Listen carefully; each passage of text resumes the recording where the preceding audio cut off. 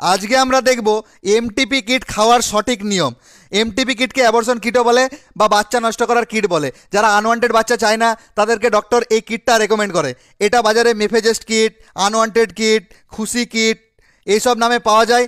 কিন্তু এটা খাওয়ার নিয়ম বিভিন্ন ডক্টর বা বিভিন্ন প্র্যাকটিশনার বা যারা গ্রামীণ ডাক্তার আছেন তারা বিভিন্ন রকম রেকমেন্ড করেন। তো এইটাই আজকে আমরা দেখবো যে খাওয়ার সঠিক নিয়ম কি আছে।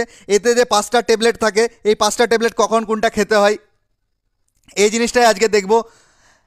এবং সবাইকে আমি বলে দিই যে এই কিটটা যারা যে গ্রামীণ ডক্টর আছেন বা যারা প্র্যাকটিস করছেন তাদের জন্য বলবো অবশ্যই যে এটা 2 মাসের প্রেগনেন্সির নিচে সর্বদাই রেকমেন্ড করবে। 2 মাসের বেশি যদি প্রেগনেন্ট হয়ে যায় তাহলে অবশ্যই ডক্টরের সাথে কনসালটেট করবে।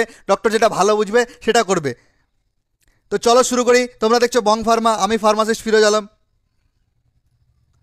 তার আগে আমরা এমটিপি কিট খাওয়ার আগে আমরা একটা জিনিস দেখে নিই যে এই যে এমটিপি কিটে কম্পোজিশন কী থাকে।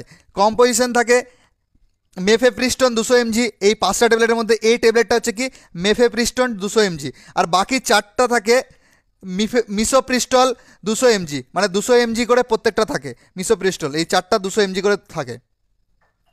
এটা খাওয়ার সঠিক নিয়ম হলো যে এই যে এমটিপি কিটটা আছে এই 5টা ট্যাবলেট, তো এই ট্যাবলেটটা খাবে ডে 1-এ। মানে আজকে যদি এই ট্যাবলেটটা খাই ডে 1-এ তাহলে এই বাকি এই দুটো ট্যাবলেট একসাথে খাবে ডে 2-তে।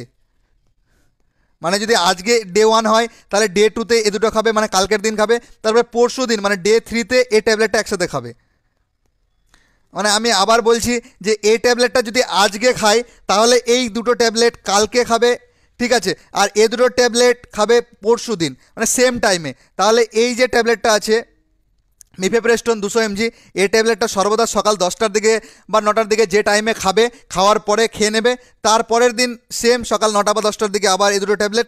তারপরের দিন 3 নম্বর দিনে এই ট্যাবলেট, এই দুটো ট্যাবলেট একসাথে খাবে, ঠিক আছে। প্রথম দিন এই ট্যাবলেটটা সিঙ্গেল খাবে, তারপরের দিন দুটো ট্যাবলেট একসাথে খাবে, তারপরের দিন 3 নম্বর দিনে এই দুটো ট্যাবলেট একসাথে খাবে। এইভাবেই সর্বদাই রেকমেন্ড করবে। এটা একটা আইডিয়াল ডোজ। এবং সর্বদাই আগে জেনে নেবে যে প্রেগনেন্সি কত দিনের আছে। 2 মাসের থাকলে তবে রেকমেন্ড করবে, নাহলে ফার্দার ডক্টরকে রেকমেন্ড করে দেবে, যে যারা গাইনোকোলজিস্ট আছেন তাদের কাছে রেকমেন্ড করে দেবেন, ঠিক আছে। এবং কখনোই কোনো মেডিসিন সেলফ মেডিকেশন করা উচিত নয়, সর্বদাই ডক্টর বা ফার্মাসিস্টের পরামর্শতে নেওয়া উচিত। Thank you so much.